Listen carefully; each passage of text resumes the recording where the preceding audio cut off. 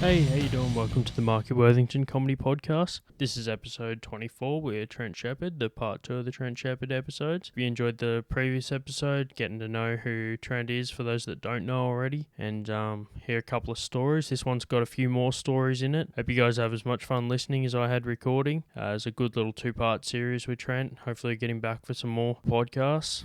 As far as dates, we've got Boardwalk on the 26th in Belconnen, kicking off at 8 o'clock. Make sure you go online and check out the event for that. And then we've got Smith's Alternative on the 6th and the 13th. I'll be on the lineup for the 13th, starting at 6 p.m. So come on out and see that on the 13th of September. And then we've also got the Basement on the 15th of September. So that'll be the September edition of Basement Comedy. So come on out on the 15th from 7:30 onwards for another night of comedy. Until then, enjoy the show and make sure you like, subscribe and share so you can get more content. Cheers. Here in the home studio for the first time with my homie Benny Eggs. How you doing, man? Benny Eggmolesse. How you doing, man? Fuck, bro. I'm doing fantastic, mate. It's Sunday. You made me a killer cup of coffee. That's it? Come over here, man. Gave me a grand tour of your new place. Yeah, so I'm doing fantastic, bro. Thank you.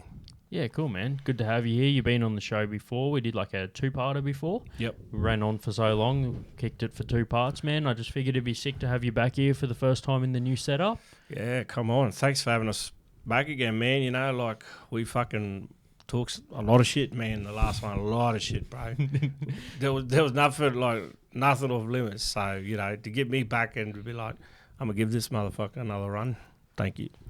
No, man, I usually like to get through all my homies in the scene, and I've pretty much been right through. I got a couple that I haven't had on before, and you're one that I wanted to have back. Want to have Billy back, Kai back. And, yeah, man. So yeah, it's good, man. Your first cap off the rank for the return guests. Except I had Ross Yeoman on a couple of shows, but I did some like isolation episodes because they were like phoners. Yeah. Gotcha. And we just ran through some stuff, man. But I've had I had a few of my buddies on the show that aren't comedians that just had cool stories or whatever to talk about. That's good, man. That's what I like about you, Mark. If somebody has got an interesting story, you give them a run, mate. Like, they just need to have one thing going for them. Yeah. You know what I mean? Yeah. You know, like, they don't need to put that W in. You just need to have one thing going for you, and you get a shot at life, man. You get a fucking get a go at the title, mate. You know? Get a crack, man. So, yeah. Since we spoke last time, man, we did I was at the Curry Comedy. You had the Curry Comedy showcase and also the Deadly Funny stuff. Yeah, man. So, yeah, like, so COVID obviously shit all over the festival events and stuff, man. Yeah, yeah. And everybody in the sort of comedian scene, stand-up comedian scene, just got kicked in the nuts hard. Yeah. But we just, like, it's a fucking crazy story, man. Like, so we had sponsors involved. And we told these guys we're going to do it. And I wanted to figure out how we did it. Mm. Because where I come from, like, if people are ponying up, you just fucking make it work, right? Mm-hmm. So we thought about, like, oh, shit, man, we'll do Curry Comedy, and we'll have 100 people. Yeah. And we were like, oh, yeah, that's all right. We only had 80 at the last one, so we'll sell out. Yeah, yeah. No worries. And then it was like a day later, it was like 50. And we were like, yeah, we can live with that. We can live with that. It was like a fucking half a day later. It was like, yeah, motherfuckers can only have 10 people in the room. Even then, we were still like, yeah, we could do 10. We could do 10. And we give a shit, man. Like, and then they got down to 1. And it was like, yeah, man, I don't know. We're going to have to come up with another plan. And we almost threw the towel in, bro. Mm. But then we just did Curry Comedy, the Great Debate, Great Curry Debate. We just did it online, man. Yeah, yeah. Over the Facebook Live. Yeah, yeah. And it fucking killed, man. Like, it was really good. And yeah, we were happy with the setup and the sponsors were happy. Yeah, sick. Yeah, there's always a way around, problems. And I think everyone at the moment's finding more sort of inventive ways to get their material out there. For example, like I put more time into the podcast because I couldn't do stage time. So I was like, yeah, like I said before, we just did a few phone interviews. I couldn't get comedians all the time. So I was like, hey, I know this dude that's got like a cool story, or, like with Ross, we did a couple of online reviews. We read out a couple of online reviews for different places, just little sections that I've added to the show. Yeah, awesome, man. But that's what something like this does, man. Like I'm a small business owner, right? And I've got several businesses, and they're all in very, very different industries. Like not even close, right? Yeah. That's medical supplies. That's film and entertainment over there, right? They're kind of that way. And that's Aboriginal consultancy over there. And COVID just made you go like fucking review everything in your business and go, shit, we need to change the way we do things so we don't like fucking die of another one of these down the track. So you're forced to review everything and work it out. And like that's sort of like we're looking at this potties and shit like that, man. You got to get creative, bro. Yeah. You know what I mean? You got to think outside the box, and you got to think about like talent, man, like from a different perspective. Like that's where I'm learning, man. Anyway. Yeah, no, for sure, man. It's like I think it'll also change how people set up businesses now, because they got to have in the back of their mind that if anything ever happens, they need to have like a back out plan, sort of like another way of doing it. Yep. I know, for example, the bar that I work at and run the open mics at the basement, they decided to change their whole layout. So now they got tables and chairs so everyone can sit apart and they can still fit people in there and still have events and stuff, But they don't exactly have the same setup as before, but they can still host events, You fit 100 people in there. Last open mic I had 60 people. The one before that I had 80. Like, so if on a Tuesday night, bro, which is still pretty fucking massive, bro, for Canberra open mic on a Tuesday, scenes, dude. Bro. Yeah, like, that's a big. That's what we were getting at Corey Comedy, like at the Canberra Comedy Festival, man. Yeah. Like that's an open mic. That's an open mic, man. I think that during lockdown, people are craving entertainment more because they realise how good they had it before and how much they miss going out and seeing live performance. Bro, fucking man, I'll tell you. So, like one of my small businesses is ice cream productions, right? And we're in this whole, like, film and entertainment and all this other shit, right? And when I was looking at who is surviving hard, not just surviving, like who's crushing, right now, it's online streamers. Yep. Online streamers, bro, are in their fucking zone right now, man, And I was like, how do I learn more about what these guys are doing? So bro, I got recommended to go on this app, right? Yeah. Scout, it's called, bro. All right. I don't recommend it unless you have an actual purpose of learning. I don't recommend it. Yeah, right? yeah. But it's fucking crack up, bro, because they have this live streaming thing, man. And what I love about it, right, is that on the Sunday, you can have like a pastor, man, just live streaming his shit, just answering questions, bro. Trolls are in there just giving this motherfucker curry, man, just hammering him, man. And he's just like, praise the Lord, man. I'm going to pray for you. He's just like bringing that game, man, that game. But if you stay up till about 3, 4 in the morning, like Pluck Bin Chook is a 50-year-old meth head who lives in a trailer park outside of Brisbane. Fucking gets on, man, and just starts spitting that meth wisdom, bro. Fucking amazing, bro. Like this, just online, and these people make money off of it, bro. Yeah, yeah. It's incredible, man. Dude, that's fucking crazy. Oh, here's the thing though, the meth wisdom. That's like a new thing, dude. Like that's that's a new stream to go into, bro. I'll tell you now, wisdom. Meth wisdom is, it's like sad, like because I feel like like we're still at that stage of meth where people can't quite laugh about it yet. We're laughing about it, but we're like, meth wisdom, like because that could fly, man, hard, bro. Meth wisdom is it's amazing, man. You know what I mean? So I think but we gotta get to that place, man, where we can be like, meth, The thing about meth wisdom, man, it turns every tooth into a wisdom tooth because they all fall out. So, meth wisdom tooth. I think, what I love about meth wisdom, bro, like when I hear someone giving me meth wisdom, like I'll hear it about 3 or 4 times. That they'll repeat it. And I'll repeat it, and they'll move on to the next sentence, and then they'll repeat it again. It's driving it home, man. It's like they say, like, if you say stuff over and over, it helps people remember it. That's why it's burnt in, because you only hear... See, if I hear something from someone else, right? Yeah. I might need to hear it a couple times to hear it. You hear meth wisdom once, it sticks with you. That's it, mate, because they fucking get it, mate. They get it. They know that. They already did the hard work, so you don't have to. At a high capacity level, man. Their neurons are firing, man. Like there's this, bro. Have you ever had? I've seen some people, man, come with some fucking crazy ideas, man, around business and stuff. You know what I mean? Like, the funniest one I saw was Filipino Bitcoin. Yeah. Yeah, and to that day, I did not even know that Bitcoin had a race. Like they were, that they were fucking like had nationalities and cliques. Yeah. They're like, oh man, the Philippines is about to fucking skyrocket, man. They're about to skyrocket in the Bitcoin. Yeah, man. So get into Filipino Bitcoin, and I was like, even if I wanted to, bro, I would not know how to right now buy Filipino Bitcoin. Yeah.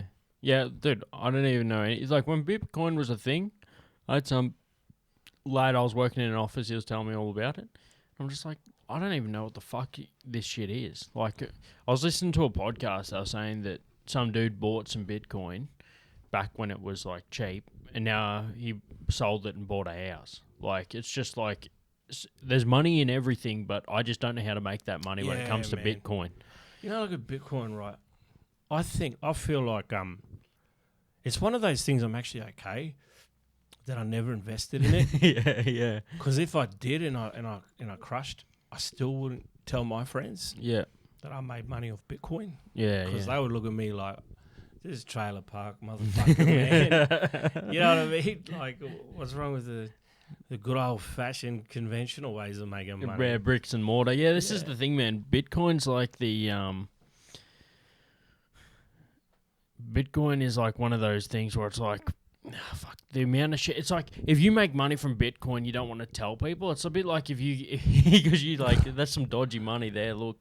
You don't want to fucking invest in something that you reckon's going to... Because how crazy is it? They made a currency purely for using on the black market. Yeah, man, that's psycho, bro. They're like, we don't want this currency anymore. We're going to invent our own and put it through the roof.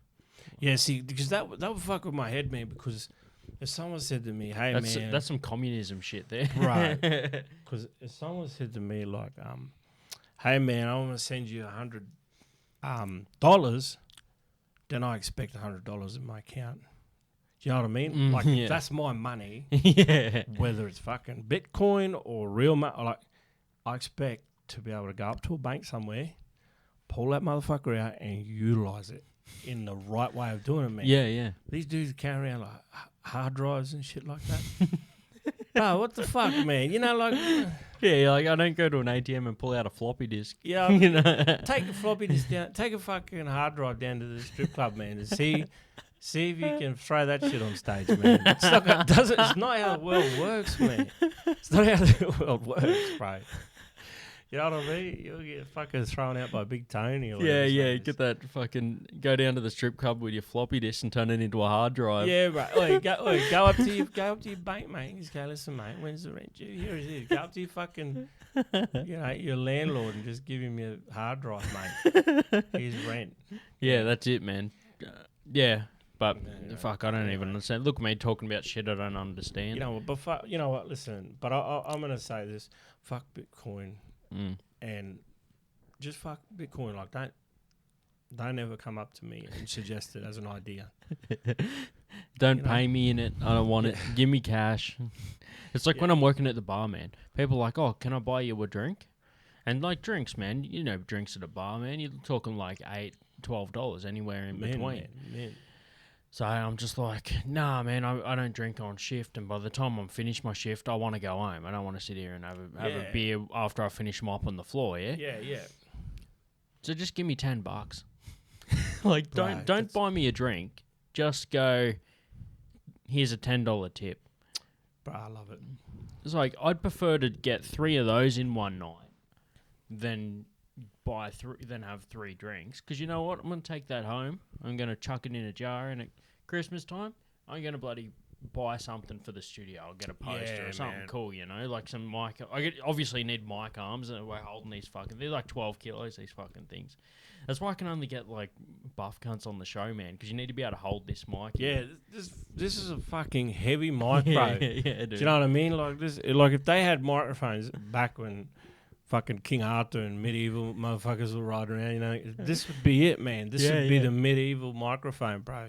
You know what I mean? Like this could survive the Dark Ages, Great Depressions, motherfucker, 2 World Wars, man. This could survive a 3rd World War, bro. This mic will still be at the end. Well, I like to shoot big with everything, so I'm like, why would I get like a little microphone that I then have to get a new one if I get boom arms? I'll just get the heavy ones, and then everyone has to hold the heavy ones. And then once I get boom arms, it'd be sorted, man. Zero gravity, just sitting back, holding it. I just like that you just automatically every episode have ticked the box that says I'm a cunt. Yeah. I've been a cunt today. To you, you're holding it. Box ticked, mate. Mark has fucking ticked it. Yeah, dude. I think I even mentioned that in the last show, just in case anyone forgot. Yeah. You know, I've always mentioned the big mics, man. But if you don't already know that I'm a cunt, man, fucking what you listen to the show for? You need to know this shit up front. Yeah, at least I'm honest about it. Be honest about it, man. And I think, like, listen, liars have to hide the fact, right? Because that's the nature of it, right? Mm-hmm. But if you're a cunt, they're different kettle of fish people, man. You know what I mean?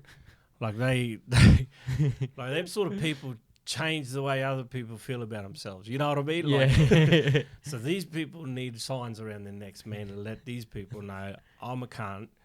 If you engage me, how you feel about you is going to be significantly impacted.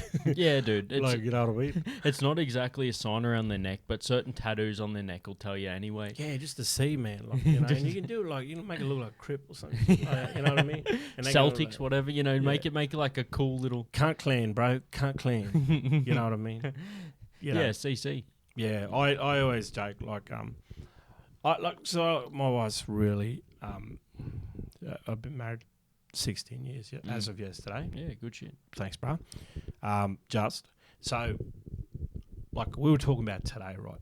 Like her family, man, like really Pentecostal, really conservative Christian.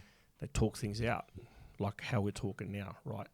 They don't swear, they don't raise their voice, and they really don't say things that would hurt each other's feeling.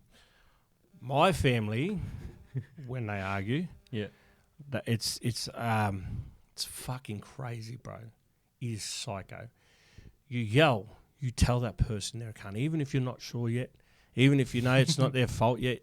You just fuckers throw it straight out there because you could go back and apologise. But hey, man, you've been a cunt. You've been a fucking cunt. All right, I was wrong. Sorry about that. But in our family, you throw it out there straight up and you rip them, and that's what being a cunt's about. We can't go back and say it, but you can go back on and say that you didn't mean it. Yeah. You know what I mean? You can't go back to that heated moment. It's gone. Once it's done, it's done. Once it's done, mate. So when you're in the moment, put it all on the table, brother. Put it all and chuck a little extra in there too, mate. I like bringing up 3-4 years ago too, mate. You know what I mean? You know, that's a mad argument when you have arguments with people that like to bottle it up. You can tell what pissed them off for the last 4 years because they'll be like, they'll yell at you about something, you know, these mics are too heavy, fuck you, fucking blah, blah, blah. And then they'll be like, and bloody the roast you cooked for dinner 6 years ago for Christmas was burnt. And like, it'll just be like, right. you learn everything you did wrong. And you could tell from that one comment that cunt has got a lot more in the fucking cupboard. Right, you know, like he just brought out what was on the quickest thing to grab in that moment. But there is a fucking backlog of items, man, that this motherfucker wants to bring out and just unleash on you, man. See, that's like, listen, and my wife's family would not be listening to this podcast, but that's them, bro. Like they'll bring something up 5 years ago. I've never seen anything like this shit in my life, man. You know, it's like, hey, you know, Christmas where Dad, you flew down. I think it was in 2005. Well, anyway, you spent 3 days with your new wife's kids, and you spent 2 days with us. 2 days and a half. but was still less. Yeah, doing math and Man, stuff. I was like, this is crazy shit, bro. You know what I mean? And my sister would be like, "Why the fuck you over there? You can't, you know, no, you know, you fucking no. Yeah. Police get involved. There's a knife somewhere, and that's it. You know, everyone bashes each other, and then we have some roast chicken in the morning. It's all done. Done. Get it out of the way. You know, but so I'm always fascinated by emotional hoarders, people who can collect stories over a long period of time and bring them out on the table when the moment needs them to. The thing is, man, hoarders, they like to collect stuff and never get it out. It's kind of like you're hoarding it, but then you're like more of an emotional showcaser. Yeah. You know, you know, like when people have like old cars they take to the show and that, and they shine it up. They get an old emotion, they chuck it in the shed, and when it's time to show it, they get it out, shine her up, and throw her out there. Fucking throw it out there, bro. Put a bit of sauce on it. And I just love how certain they are too, man. Do you know what I mean? Like I can't remember what the fuck I ate yesterday, bro.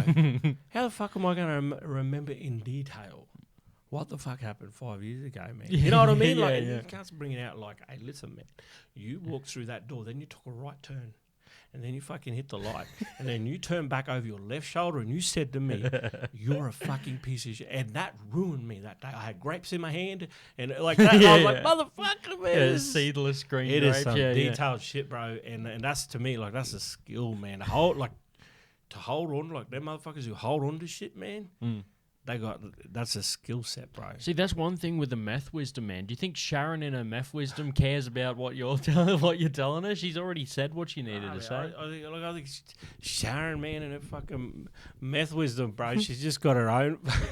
She's got a supermarket, man. Of just, you know, that's why Sharon is a meth. Yeah, exactly. It's just needed meth to get it out of the cupboard, then. Bruh. Man, I listen. I think I was looking into some research, man. It's for real, bro, for real. In a good way. So the ice epidemic is kind of crazy at the moment. It is, right? yeah. And you know, so even in small towns where like it never was a problem. Yeah, bro, it's psycho, man. And I can actually say that, you know, it's a struggle street with that shit. And people who work on it, right, that are fucking on it, and the support is just not there, right? But like one of the things that I'm aware of, like most drugs, right, is your fuck game is next level, right? Yeah. You know what I mean? Like, is your fuck game's next level, okay? And like I was talking to my wife, so like people come off it, man, and now they're just like basic bobs. Mm-hmm. You know what I mean? And they're not used to it. There's nothing out there to help these guys because their fuck game just went from being your Michael Jordan and now you're fucking fat time playing down at the local basketball court. Yeah. That's the gap, man. So how do you what do we do for these guys? How do we help them? You know what I mean? So anyway, I'm looking into, you know, just as a business opportunity, man. Like different products that could help these guys. Looking at indigenous leaves, man, that act like a cocoa plant, you know. Yeah. Get them all fired up and shit. Bring their, you know, they're still not going to be on a major game. Yeah. But somewhere between normal and meffed up. Yeah, man. They'll make college basketball, man. You know what I mean? Yeah, they get in there. Won't be like shooting mad hoops, but at least doing a couple of layups here and there, you know. But I just love that we could, you know, just openly talk about meth. You know what I mean? Man, I know I'm not in the business of basketball, man. Like I'm 5'7", dude. I'd be lucky to ever step on a court, man. I'm 5'7" white boy. I can't even. I'm lucky I even know what a layup is, you know. Yeah, man. But man, I fucking I tried out for the basketball team when I was in primary school. Did you? Yeah. So dude, what we had to do was we had to run it like from half court up to the hoop and do a layup to get it in. Is that it? That's it. That's all you had to do to just... Well, that was the first round, yeah? Okay, first round, yeah. Because I'll say that was it, man. That explains a lot about this generation that we like, you know what I mean? Yeah. That's what that's all they had to do, man, to like fucking represent. Then we know why there's so many stoners out there, bro. Nah, man. So like, that was the first round. If you got past there, then they had a whole bunch of other shit, yeah? I tried out. And maybe the teacher knew more about me than I did. Like, you know, maybe she was a bit of a fucking visionary. Yeah, she just knew that I was never going to grow very big. I was she like... just tell me, she's just like, this motherfucker's, firstly, he's a redhead, he's a ranger, man. Like, oh, no, I got... The best thing about me, man, like, with my redheadness, I got through fucking school before I grew any facial hair. Oh, yeah. So I just got the brown hair, and then... I didn't get bullied for being a redhead until after school. So I was just like, oh, well, I'm fucking right. You know, I slipped through there like a day walker, lad. And they thought that I was just like a brunette, but I got through fucking school and then I grew the red hair and they're like, oh, this cunt knew the whole time. How many rangers out there'd be devoed, man? They'd be like, this cunt never Never caught any ranger shit, man. Because he flew under as an undercover man.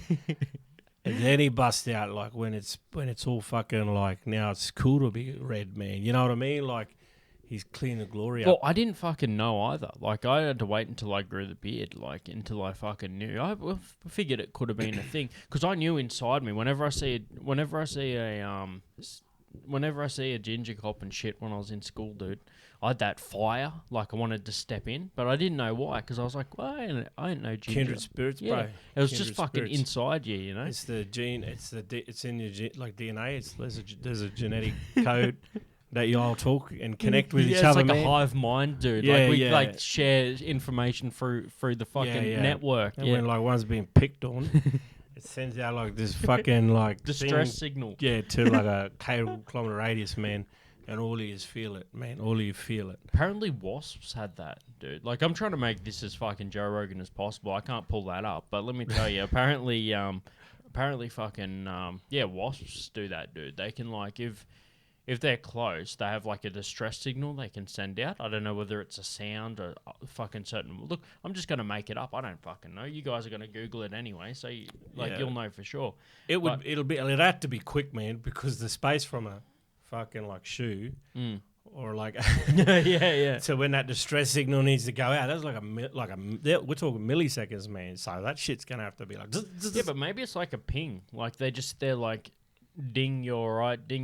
If they don't hear a response, then they fucking go in. Then they go in, mate. They know they've been Wasps are gnarly too, man. Like, have you seen any of the, like, they have, like, online, they have, like, fight videos between different animals? The crazy... I just don't have that sort of time on my hands, man, but fuck yeah. I need to.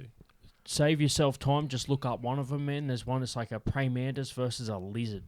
And this fucking praying mantis, dude, takes out the lizard. Like a praying mantis versus a fucking lizard. Bro, they are fucking hectic, bro. Scary shit, dude. Bro, when humans have developed a kung fu of how you fuck people, like fuck insects up, you're bad, man. You're badass. Like, that's crazy, Karate man. Kid, lad. You know what I mean? Like, no one's fucking around doing cheetah moves and shit like that, man. But there's like praying mantis kung fu moves out there, bro. That's when you're like at the top of the game, man, as an insect. You know what I mean? Funny's the fucking when you look back at old movies, like so I watched Ninja Turtles, the first one, the other day. Like I said, I got a bit more time than yourself. Yeah, man. Everything you're saying, man, is just it's really cunny to me, bro. I'm just here enjoying my life, Ben, and catching up on shit, you know, that makes me feel happy. And you're stressing out about life, Ben, you know? Yeah, dude. Fucking bad. Ninja Turtles, go. Yeah, so, well, to be honest, man, I got like 3 jobs at the moment. Oh, and I just take it back. No. But I just fit in stuff. Like instead of doing like an 8-hour day and calling it, I'll be like, well, I can fit in a 4-hour shift after my day job. And I'll cram it all in. Like, I'll be like, oh, I've got a space there on, you know, Tuesday afternoon. I can do that. Like, my solid day job is there, and I just place everything on either side of it, and I just fill my day up. Like, I do like 70-hour weeks. Yeah. But it's all for someone else. Like, it's all working for a company. Like, I honestly don't mind. When I was contracting and I finished up a contract before, because I normally work in IT, I was like, I've got a bit of time to myself. So I invested more time into, you know, my online presence, getting the podcast going, making sure that I've got like writing out material for my jokes and all that sort of stuff, sharpening just shit up. Just being responsible, man, like a responsible comedian during this time, And just fucking like, dude, I don't mind doing that for 16 hours a day because I'm doing it for myself. Yeah.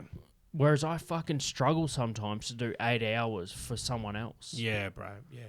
I'll say, like, I work for myself, and I've worked for myself for a while now. And I love working for myself, bro, because you got to get that hunger, man. Like, when you're, like, family relies on the money you make, man, you get after shit so much harder. And I remember Christine Kane saying this to me once. She said the best advice she ever got, man, was before she went as a pro comedian. The advice she was given was quit your day job and go for it, because they said you won't fucking commit the way that you would if you had, like, if you let that job go, your commitment level will be through the roof, because it's like that shit's got to work or we don't live. You know what I mean? Yeah, it has to. It's a sink or swim there. Yeah, man. See, get after it harder, man. But then again, man, like I'm wearing fucking tracksuits into work every day, bro, because I'm my own boss. You know what I mean? Like, I'll just keep it chill, bro. I mean, I got Puma tracksuits. I got fucking Under Armour tracksuits, man. I'm going into work looking like a ladette, bro. Like a lad, bro. Hard.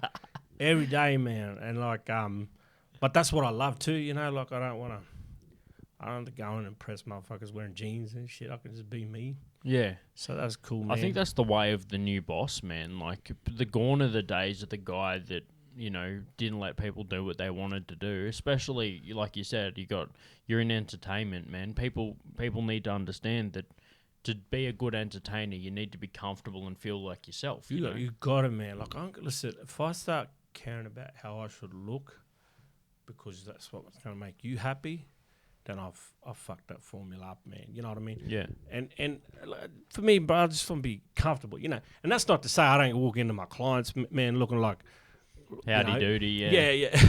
Looking like fucking Alzos, bro. Yeah. No, like look like fat pizza and shit. You gotta spruce up, man, and show these clients where their money went. You know what I mean? It's all visual and shit like that.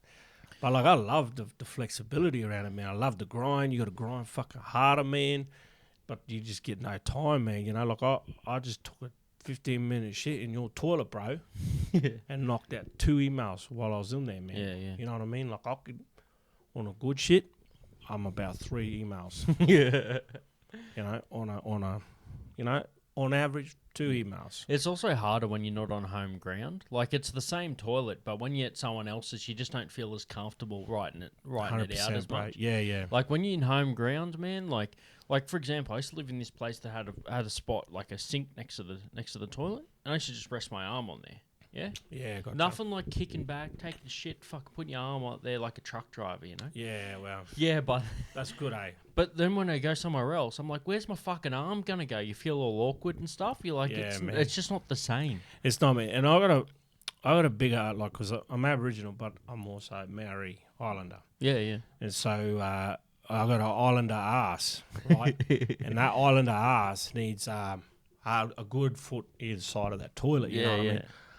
I can't fuck with these, you know, Chinese-made rooms. You know what I mean? You know, where I'm... Built the spec, you know, you can't get the... Nah, man. They're trying to fit as much in the same house. Hotels and shit like that. I can't do that, Airports. Man. I need space on either side of that toilet for my big ass. It needs to be like a sumo-style toilet, you know? Do you know sumo's like... That's where if they lose a battle... Like a match or whatever, or the fuck it is, battle. I don't know what they do. Yeah, like a wrestle. Yeah. They lose a wrestle. It just sounds fucking worse than mine. They lose a fuck fight. But anyway, they some of them, that's like a place of shame. They just go to the dunny and sit there for like fucking hours, dude. That's crazy, man. Just because like they don't want to show their face because they're so fucking tied up in the fact that they lost. Japan don't fuck around, eh, man? Like, they got that name and shame game down pat, eh, bro? Yeah. They got it like... They got that motherfucker. They probably invented that name and shame game, eh, man? If you sitting in a toilet for hours, man, because you are ashamed of your fuck... After wrestling another motherfucker that's like just beast mode, yeah, man, that's name and shame is yeah, it's just like... What do you... Why would you be ashamed because you lost a wrestling match? Yeah. How about you just fucking address the fact the reason you had that wrestling match is because you decided to make a career out of being as fat as you possibly can be. Yeah. How about if that doesn't shame you? Why did losing the fucking thing? Like, it's about where they focus. Like, it's about looking at the positive things, man. Like, even if you was the shittest wrestler, bro, you got a string. Yeah. Right up your ass. You know what I mean? You have to wear your little hat and stuff. Yeah. Like, bro, you can't touch your asshole, but you still manage to shit and keep it clean. Dude, they're big wins, bro. It's the opposite to most of the time when you reinforce someone. Yeah. You're just sitting there like, oh, I lost my match. I'm never gonna succeed in this business again. It's like, bro, you're the fattest cunt out there. Yeah. No one else is as fat as you. It's just like the opposite to what you normally say. And like, dude, you can't even touch your fucking back. Do you reckon anyone else, that guy can touch his back? Yeah. And you can't. You're the only cunt. Look at that skinny, you got someone healthy. wiping your ass, you know? Like, you're the fucking man. You got ass wipers and shit. Look at that skinny, fucking low cholesterol motherfucker over there, man. Look at that dude, man. He's gonna see 109, right? You're gonna probably drop out about 70, late 70s, man. But fuck that, man. Who wants to live till 109? You know what I mean? You know what I mean? It's about focusing on it. You know, you got 20 years, man. That's all you got. You got 20, 30 years, bro. So let's fucking get fatter, man. Come on, that's what I say. Oh, that's fucking hilarious. I love sumo wrestlers, man. Like, I'm obsessed with the way they live their life, man. They are stars over there. They're stars, man, in Japan. Yeah. But I just love it. I love any Japanese, man. Japanese cultures. Because as an Aboriginal person, man, I like looking at cultures, bro, and making comparisons and seeing what they value and seeing how I can, like, oh, man, what does that look like, man? When I look at Japanese people, bro, and their culture, like, traditionally, it's a fucking different world, man. It's, like, crazy, man. I like seeing different cultures, man. Dude, I've not traveled. I haven't done any of that cool shit. Me either, man. Stick around, but I like to learn about different stuff, man. My buddy, he's been on the podcast before, Jackie Taylor. He loves different cultures, man. He's traveled not as much, like he's just sort of traveled. He hasn't traveled much. Yeah, this fucking guy, he doesn't travel. What do you want from me? Anyway, but he does know a lot about different cultures, man. You like tell him something and be like, oh yeah, that's like this culture. He's like really informed about all sorts of crazy shit. Because it's everywhere around us, bro. Like I learned when I was sitting at this group and we're talking about cultural competency, blah blah. I was talking to these Ethiopian people, and I find out that these Ethiopian Australians, which the parents were first generation, their kids are here. They have this fucking psycho coffee ceremony thing they do, man, and it sounds badass, bro. And I was like, bro, that's awesome. Like, I want to do that. You know what I mean? And like, you could just do that shit from just talking to people. You know, you don't travel. Like, I don't travel, bro. Fucking hate travel, man. I went to America once because my mate, I was in his bridal party and I had to go.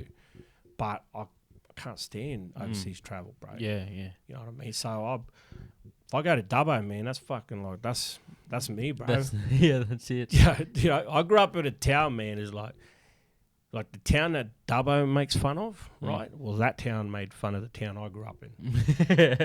That's the sort of town I grew up in. So I'm country all the way, man. Fuck. Yeah. Yeah, I fucking love that shit, man. I was talking about travel before and different places around Australia that you've played or, you know, done stuff at. Yeah. But yeah, dude, I seen we were talking off mic about our boy Briggs, who's got his new album out and shit. But we were chatting about that, and I was watching it like a YouTube series. Yeah. Where he's going around to all different like Aboriginal like correction facilities, yeah, correctional centers, yeah, and doing shows for him and stuff. Yeah, he's awesome. He's a gnarly dude, man. And there was this one dude, they're like, yeah, we got this lady here, he's in isolation. We can't, like, we only go in there with, like, masks and stuff on. And Briggs is like, no, I don't need any of that. Like, just send me in there. Yeah, bro. He just goes in there, has a chat to him, and that was, like, it was all chilled. They had it all filmed and that. The dude was chilled. He just needed to connect with someone that he, like, respected. Yeah, bro. And fucking, like, and this is the thing, man, like, what people are, You know, like if there's a room or a jail over there full of, let's just say Buddhists. Like, we know they'll never be in there, but Buddhists, right? You know, you want to send Buddhist workers in there, bro, to make sure, like, there's that fucking understanding, bro. Or train your workers in there to understand Buddhism so they can better, you know, provide a service in there. You know what I mean? And doing that shit is helpful, bro. Like to the flow of productivity in that place. You know, so like Briggs going in there doing that, man. That's just like a classic example of sending the right people in, bro, who can connect on a cultural fucking wavelength. That just like, yeah, man.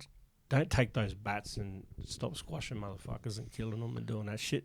Yeah. Just send in some, send in some dudes, send in their peoples, you know. Yeah, no, he's fucking sick, man. I love him, man. He's a cool dude.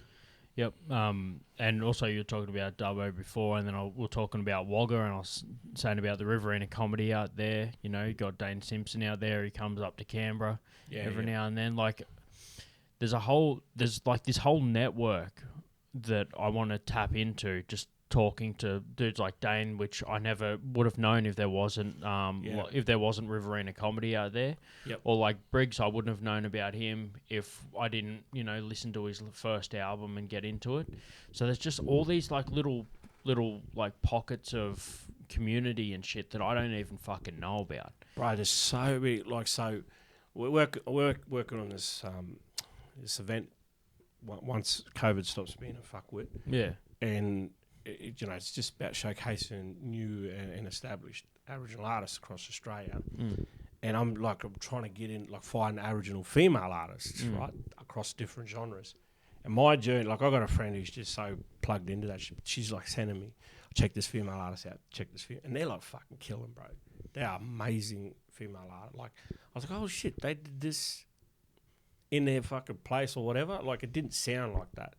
Like, it sounded professional, and I was like, man, there's so many good fucking talented artists out there, Aboriginal artists, female, male. Like, you know, you dig in, you'll find it, and it blows your mind.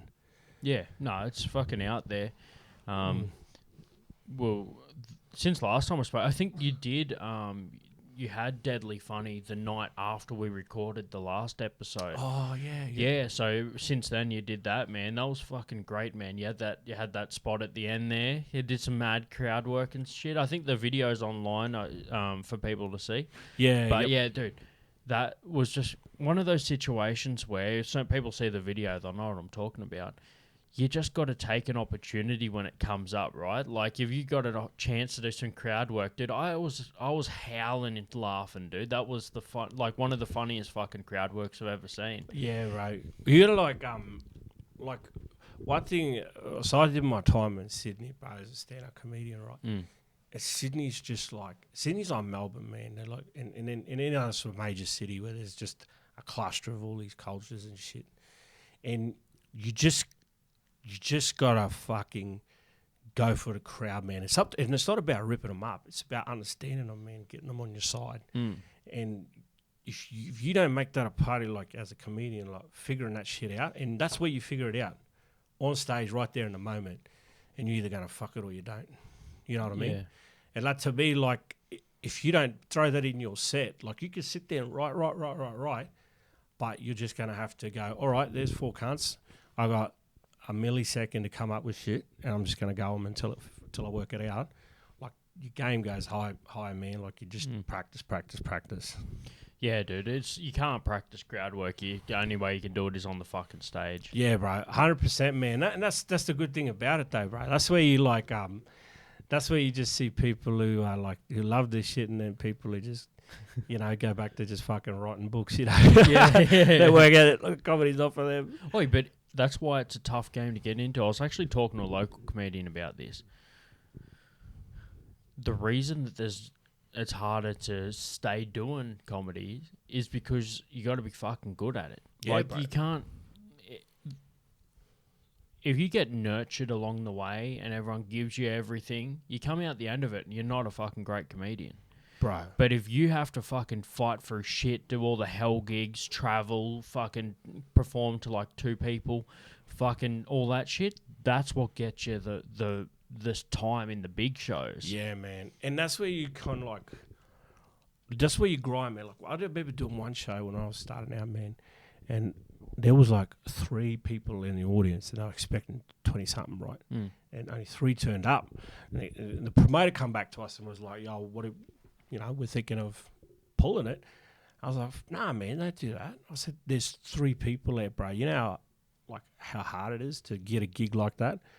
To just see if your shit is that good that it would make 3 people laugh, like who have no connection to each other. Just like, do you know what I mean? Like that to me is like really, they're moments where you get to figure out like how good you are and shit like that. And if you do not lose your feelings in those first 2 or 3 years, like you have to stop caring. Like you have to be heartless basically to succeed in comedy. Yeah. Like it's not like riding a bike, bro, where it's like, oh, fuck, once you do it, you learn it. Nah, man. I went to Sydney, bro, and did a gig last month. It was fucking terrible, bro. And all that told me is I need to get back into Sydney more, in the scene, and start doing more comedy in front of these fucking super woke wankers, man, who need to hear, classy shit. Yeah. And so then you that's what I'm talking about, man. You just got to get yourself in different scenes, man. Then I'll drive up to Tamworth where, there's like 8 mullets per square meter, man. This is like the highest thickest patch of mullets in fucking New South Wales. Per capita. Yeah, per capita, right? It's Tamworth, man. Again, you're up there, man. You can't just be fucking banging on the black stuff we do as, Canberra and Sydney, man. Them motherfuckers have got the Southern Cross tattooed on their body somewhere, man. Yeah. Up the shaft. Yeah, man. At some point, your stand-up comedy set just sounds like a protest march, man, Yeah. If you don't put yourself in hard spots and awkward positions, man, then you can't adapt. Yeah, there's 2 fucking sayings that I've heard that are like that. One is the seed doesn't grow in the shade. Yep. So if you don't fucking put in the hard shit. I like that, man. Yeah. The other one, I don't fucking care. But yeah, dude, I just reckon that especially because I haven't done those fucking hell gigs. I've done a couple of I've taken a hose in a couple of times, but yeah, man, for the most part, I've gotten through it. But I haven't done that proper like hell gig shit. And yeah, that's still probably yet to come, bro. I'll tell you now, and the day that it happened for me, right, I heard my spirit break. Like, you know what I mean? And this is how you know it's a hell gig. When you get off stage and you question your career choices, like that's when I felt like, now you're on the journey of being a stand-up comedian. Because now you stop giving a fuck what they think or feel, and you start working out what you think or feel on subject matters, and then telling them, and then they laugh. You know what I mean? Like, I remember the day that my spirit broke, man, because these motherfuckers looked at me like, nah, that's not funny, bro. And they let me know that. It's like, that's the second saying. There you go. I remembered it finally. You can't build something new until you tear down the old. Oh, man, fuck, bro. Look at that. Your sayings are like, fucking, man, like... You wouldn't expect it from someone with a nose ring sort of saying. Like the Prince of Persia type shit, man. It's like on some scroll or some shit, man, And all I go is, have a go, you can't. Have a go, you can't, Fuck yeah. Man, you're saying off mic before, like, we started the gig, you're telling me a bit more. Like I said, I don't know a lot about certain subjects because I don't have a lot of the time to research everything. I don't want to come into something half-baked, Yeah, hit it, man. But what were you saying about, we're talking about art and like how I've got the comedy stuff, the comedy artwork and post, and you're saying that the rights to the Aboriginal flag is owned by someone else? Oh, man, it's a fucked up thing, bro. So Harold Thomas was the designer of the flag, right? And he owned the copyrights to the flag. But I think what happened over the years, right, is Harold Thomas never made money off the flag, right, as the copyright owner. So what he did, man, like recently in the last year or so, is he sold those rights to a white company. a non-Indigenous company. Sorry, it's a friendly way of saying it. Yeah, I get you. But we all know what I'm saying. Yeah, I know what you're saying. White people. No, I'm married to a white woman. I can only pep you so much, man. Yeah, no, I get what you're saying. Otherwise, it's like a drought for a month, man. You know what I mean? I wondered why my bank account went up a little bit. It was just shared amongst all of us. Yeah, bro. Like if fucking, but like he sold the rights. He sold it for like 20K, 20,000 man. I would have given the cunt 20,000 man not to do it. He sold the rights to the flag to this company, and this company now has the right to manufacture and sell any shirt designs, whatever design they want, whatever product they have with the flag on it. But they also get to tell other people who have the flag on their stuff, don't do that. Legally, they can do it. It's crazy, man. Fuck. We're talking about non-Aboriginal people, non-Indigenous people, going to Aboriginal people. You can't do that with your flag. You can if you pay us. Like, that's crazy. That's fucking crazy. So, so it's owned by a non-Aboriginal company, and there's a whole bunch of different strategies. That's government's now involved, you know. AFL got the shits, man, because, you know, we have the Indigenous round for NRL and AFL. And they sent out a letter to the AFL basically saying you can't put any of our flag, the Aboriginal flag, on any of your jerseys or anything like that, because unless you pay a fee, because we own the rights to it. And that's fuck crazy, bro, eh? I'll tell you now, man, when I heard it, though, I was like, touche, white people, you know what I mean? Yeah, of course. We were like, oh, yeah, we see your fucking oppression, we'll raise you, closing the gap, right? You know, and a whole bunch of really cool shit. And then they were like, oh, yeah, cool. Well, we see you owning your flag. Fuck. So, and that was like, oh, motherfucker, there's some Game of Thrones shit here with this going on. But, like, I think the government are looking at just fucking buying it all from, like, one lump sum, and then they own it, like, as in they give it back. And they've done that before with, like, land rights and buying land off of British stockmen and giving it back to the traditional owners. They've done that before. Yeah. But, yeah, it's kind of a weird thing, man. Fuck, it's weird, man, to think that they, like, people can own something like that, you know? Yeah, well, people look at these non-Indigenous people and go, how the fuck can you do that? And, yeah, of course, how can you do that? These business, like, they don't understand none of this shit, bro. Sorry about that. Like, they just doing what their forefathers did when they come here, man. Just make money, take what you can get, and fuck any ethics or morals around. Like, just get after it, right? So why, like, you can't be, sort of angry out of life or fucking acting like a lion. Yeah.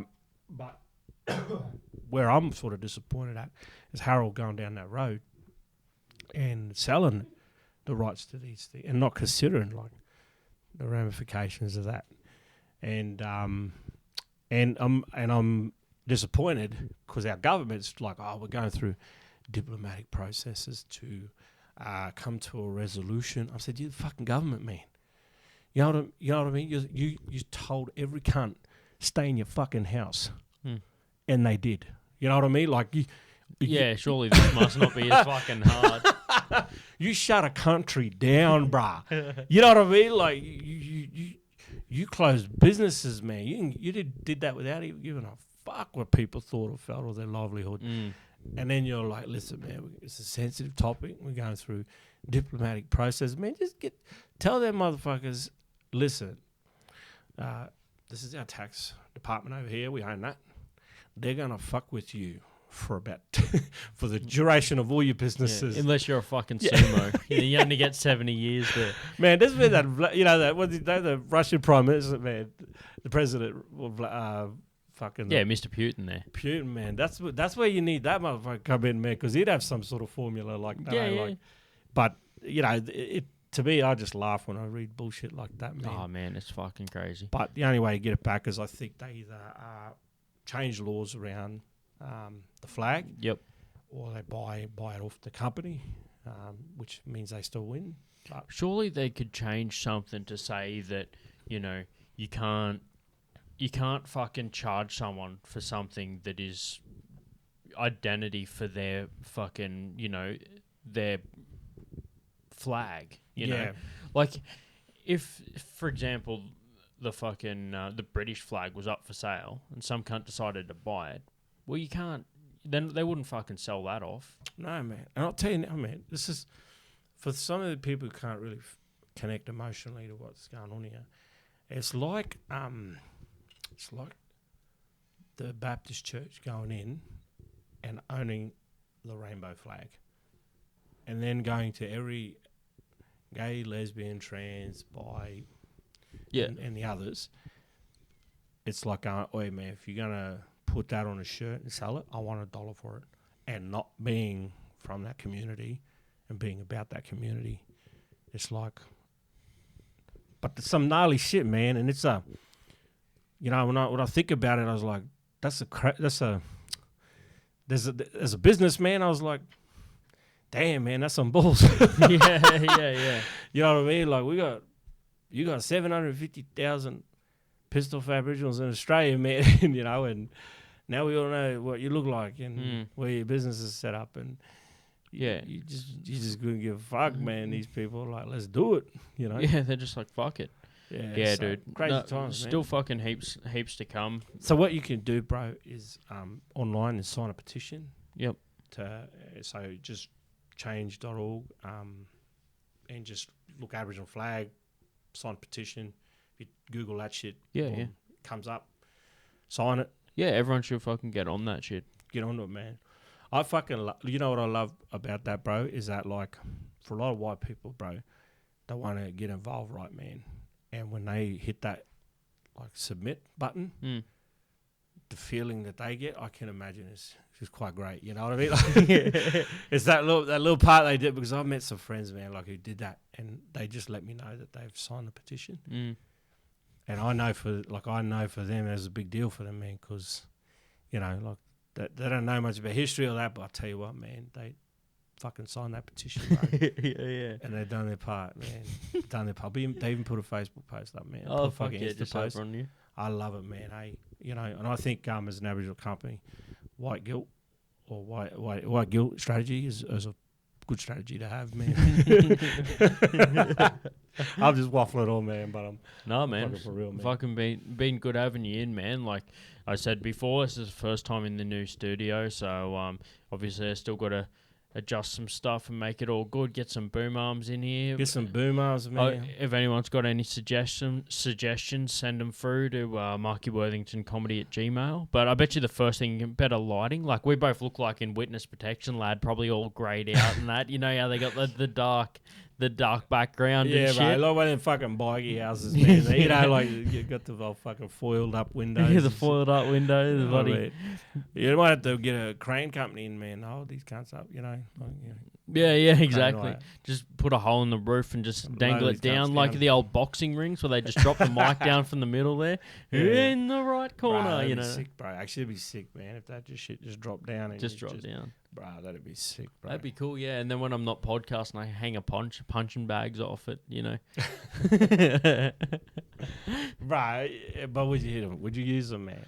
Would you use them? Oh, man. So when I was younger, I used to do a little bit of kickboxing just for the fitness. Just so everyone who's know out, he's not just a fucking comedian, man.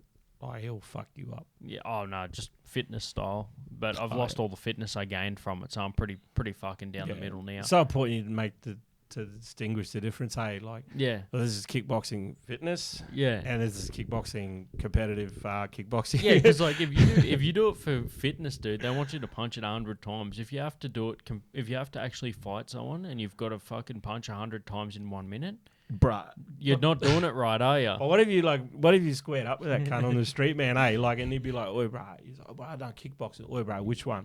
"Fitness, man." "Oh, fuck, I'm gonna crunch this cunt. Hey, I'm gonna fold this motherfucker, man." Like, fitness is worse, dude. Because you know why? What? You're not used to doing 100 punches without doing a fucking push-up after, you know? So you'll be sitting there, you might even rock the guy a little bit, you know, slinging back a little bit. Yeah. And then you just straight into kickboxing fitness mode. You get down there, three Billy push-ups. Blanco, just couple of planks and that. Just fucking just start planking and cuts. Planking on you? Bruh.